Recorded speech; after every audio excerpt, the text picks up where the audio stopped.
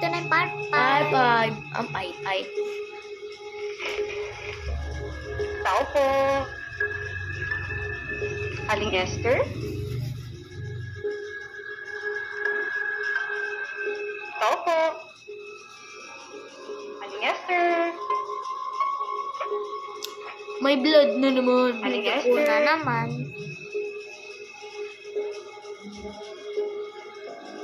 Aling Esther? May dugo na naman. Tao po. Oh, wala na. Wala na.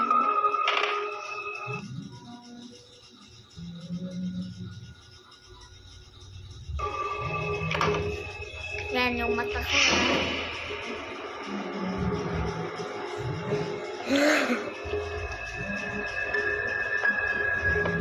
Yung mata ko. Oh.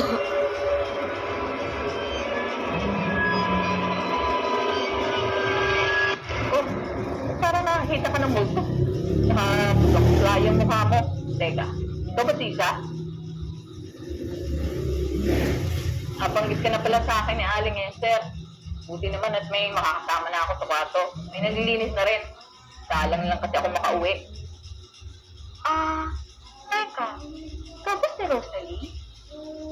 Bihira talaga to si Aling Esther, oh. Sinabi talaga totoo ang pangalan sa'yo? Foxy na lang, pwede? Teka. Kung ikaw si Rosalie, sino yung babaeng nakausap ko ng isang araw dito? Ewan ko sa'yo. Saka isa lang babae dito. Kaya lang, nasa bakasyon sila mag-asawa. Saka hindi ako babae, no? Tatakutin mo pa ako, eh. Mga pananakot mo na yan. Iubra sa akin yan. Tagal na itong tako to, eh. Sa wakas. Ano nga?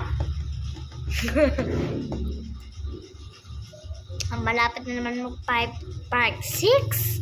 Yeah. Makakailang part kami dito. Nakaka 14 hours and 36.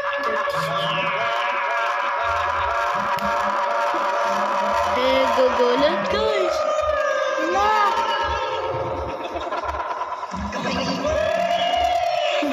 Para si Ma'am Rosie, no? No.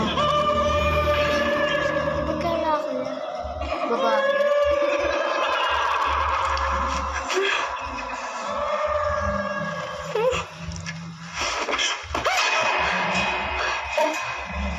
Ano nangyari? Pinapangungot ka. Roxy!